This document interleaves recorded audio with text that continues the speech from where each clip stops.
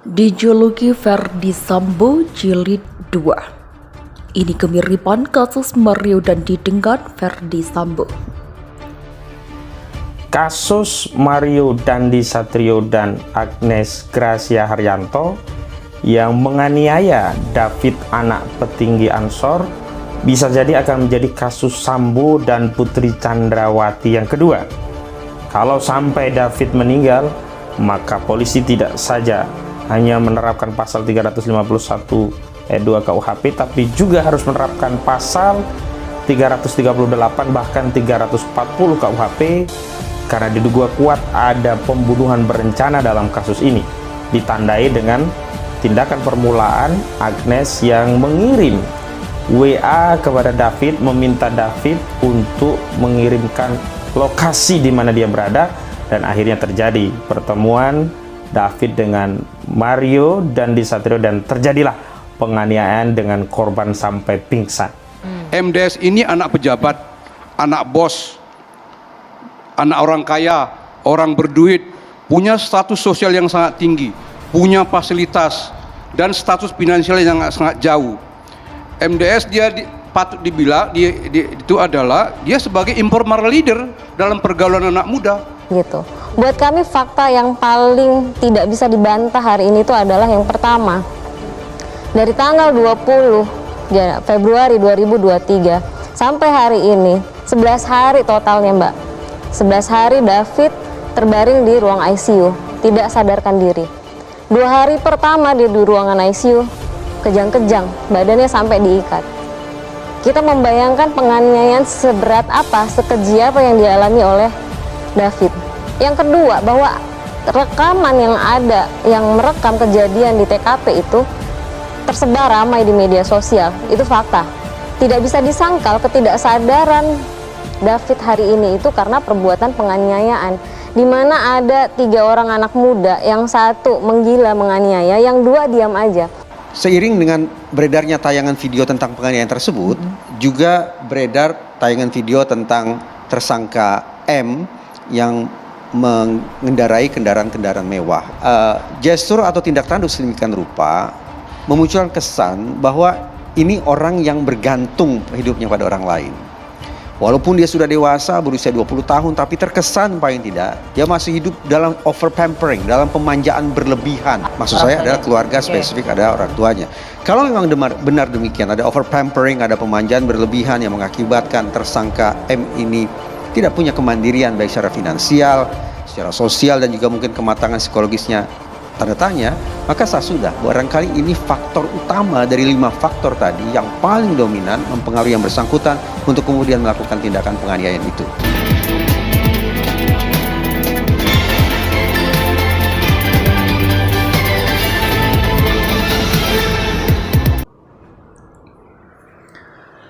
Dijuluki Ferdi Sambo Jilid 2. Ini kemiripan kasus Mario Dandi dengan Ferdi Sambo.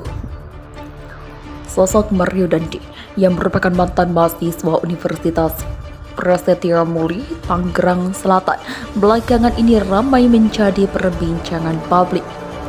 Mario Dandi Satrio yang merupakan anak dari pejabat Direktorat Jenderal Pajak atau Ditjen Pajak Rafael Alun Trisambodo yang menjabat sebagai Kepala Bagian Umum DJP Kanwil Jakarta Selatan II. Mario Dandi menjadi perbincangan publik setelah aksinya melakukan penganiayaan terhadap Kristalino David Ozara yang berusia 17 tahun yang merupakan putra dari pimpinan pusat GB Ansor hingga koma. Aksi tersebut Mario lakukan pada Senin 20 Februari di kawasan Ulu Jami, Pasanggerangan, Jakarta Selatan. Atas aksi tersebut Mario Dandi mendapat berbagai kecaman dari publik. Bukan hanya itu, Mario juga telah mendapatkan sanksi dikeluarin dari kampus pada 23 Februari.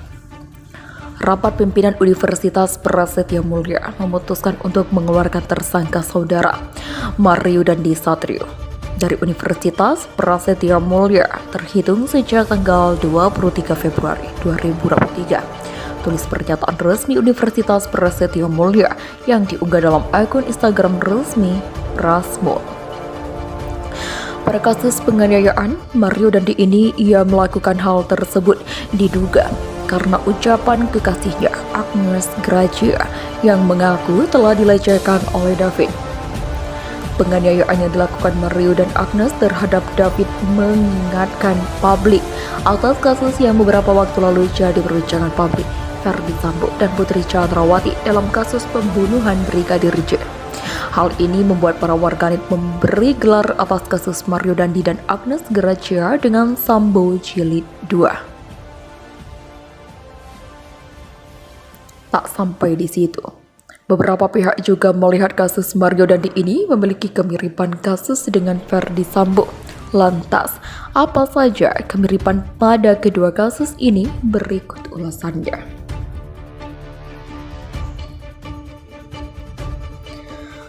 Pertama, kemiripan pertama pada kedua kasus ini, kasus Mario Dandi dan Ferdy Sambo dianggap menjadi pintu terbukanya berbagai persoalan di institusi. Pada kasus Ferdy Sambo, membuka berbagai macam masalah seperti relasi, kuasa atasan, bawahan, dan judi online. Kasus Sambo juga membuat kepercayaan terhadap institusi Polri merosot tajam. Pada kasus Mario Dandi, meskipun bukan pejabat pajak, kasus menjadi pintu terbukanya berbagai persoalan di institusi perpajakan. Mulai dari rekening gendut dan hedonis petinggi pajak hingga pegawai pajak yang ternyata belum melaporkan LHKPN. Kasus Mario Dandi kemudian menjadi pematik turunnya kepercayaan masyarakat hingga tidak berkenan melaporkan SPT pajak. Yang kedua, kemiripan kedua pada kasus Ferdy Sambo, di mana Ferdy Sambo marah dikala Putri Chandrawati mengaku dilecehkan oleh Brigadir Joshua, sehingga penyebab Ferdy Sambo membunuh Brigadir Joshua dengan menyuruh Baradae untuk menembaknya.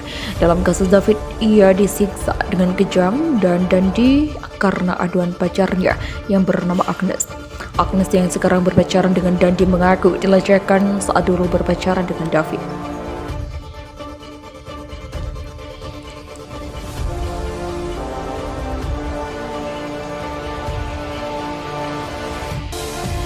Mirip PC-nya Sambo, pakar sebut pacaran Mario Dandi seperti Putri Chandrawati, tahu tapi tak mencegah. Nama Putri Chandrawati, istri Ferdy Sambo, kini ikut dikaitkan dengan kasus penganiayaan oleh Mario Dandi. Pengamat hukum Abdul Fikar menyebut peran pacar Mario Dandi, yakni AGH, memiliki kemiripan dengan Putri Chandrawati di kasus pembunuhan Brigadir J. Abdul Fikar menilai AGH tahu adanya penganiayaan yang dilakukan kekasihnya Mario Dandi kepada David, namun sama seperti Putri Chandrawati.